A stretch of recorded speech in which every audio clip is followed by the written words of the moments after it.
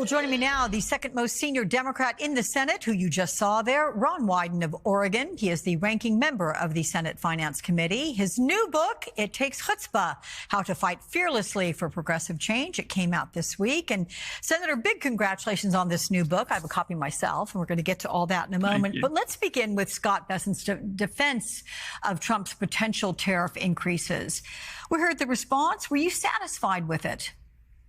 Absolutely not. And look, all this week, the Trump people were talking mumbo jumbo about this tariff issue. All through the campaign, Trump was making it up. He kept saying foreigners are going to pay. No, our workers are going to pay. Our small businesses are going to pay. And it sure looks to me like those tariffs are going to be used as money to pay for more tax cuts for the people at the top. To give you an idea how ridiculous they've been, earlier this week, they proposed something called an external revenue service, which was somehow going to pretend that money was going to be raised from foreigners. At the end of the day, the reality is our workers, our small businesses are going to get socked. And the reality is that money could be used to have more tax breaks for people at the top. And by the way, Alex, there was a secret document that our staff uncovered over the weekend from the House Republicans, and they're looking at hundreds of billions of dollars of additional breaks for corporations. Okay, well, there's a bombshell right there. I want to thank you for sharing that. I'm sure more will come out. But I must say, what it sounds like you're saying is that it's kind of like when Donald Trump said, oh, yeah, Mexico's going to pay for the wall, that you're making almost a comparison of that tenor to what Bessent replied to you. But let me ask you about Bessent really sounded like an apologist for the glutton class. I mean, we're for people who are workers. We're for people in modest means. We want to give everybody in America the chance to get ahead. And when I asked him about the difference between wages and wealth and what we were going to do to get a fair shake for people on wages, he was just incoherent. So he did warn of the risks if Congress does not extend Trump's 2017 tax cuts. Let's listen to what he said about that. This is the single most important economic issue of the day. This is pass-fail. That if we do not fix these tax cuts, if we do not renew and extend, then we will be facing an economic calamity. And as always, with financial instability, that falls on the middle and working class people. Is that how you see it, Senator?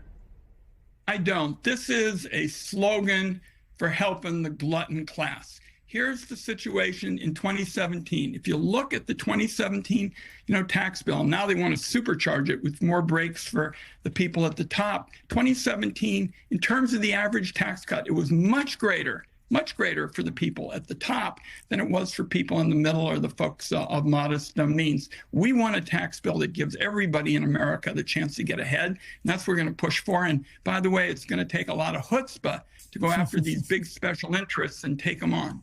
Oh, yeah. Are you going to vote to confirm him? Right now, I couldn't. We'll have more conversations among colleagues on Monday. Okay.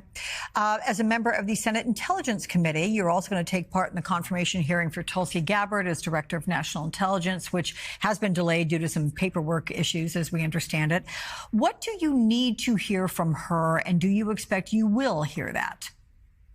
Well, first of all, we want to know what her positions are.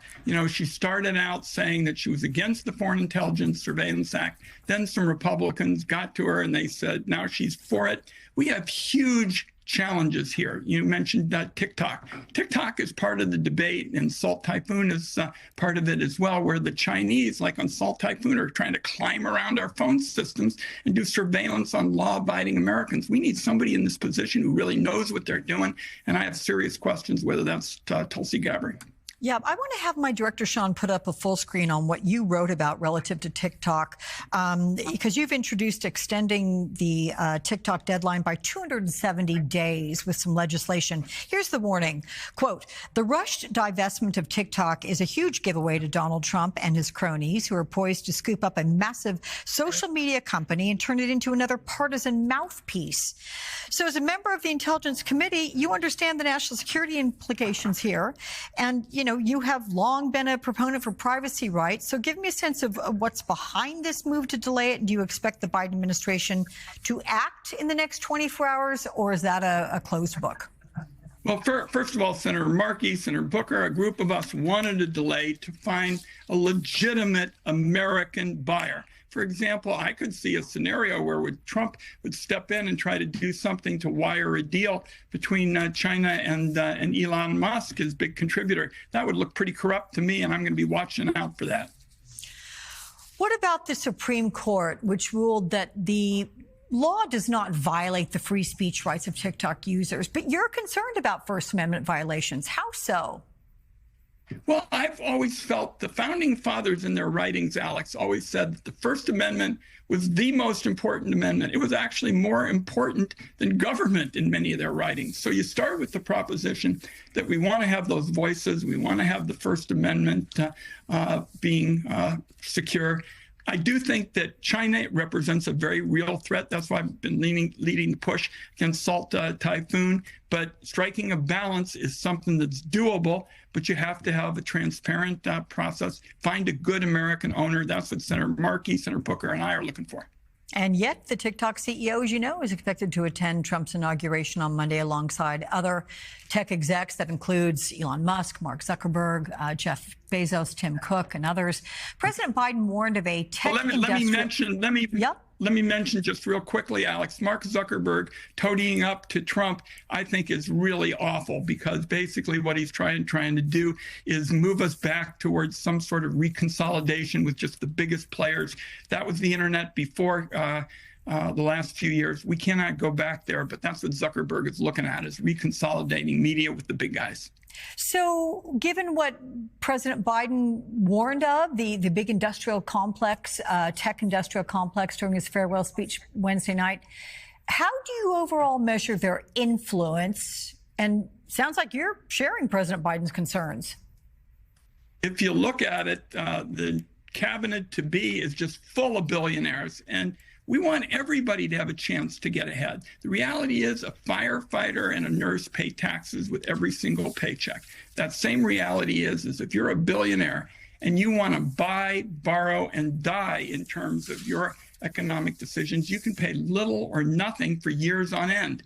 I go back to the days with Bill Bradley, better basketball player than me, when we said we want a tax code that gives everybody in America the chance to get ahead. We're going to have the chutzpah to take on those special interests and do that. Bill Bradley was a better basketball player than most everybody. Let's get to some chutzpah, because it's all about your new book. And again, the title is It Takes Chutzpah, How to Fight Fearlessly for Progressive Change. And it's out days before Donald Trump takes office.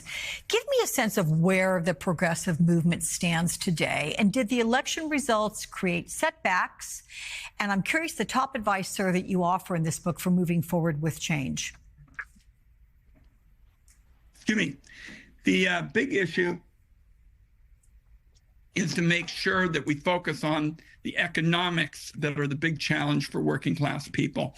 The town meeting that I'm going to now will feature a lot of questions where the second word will always be bill.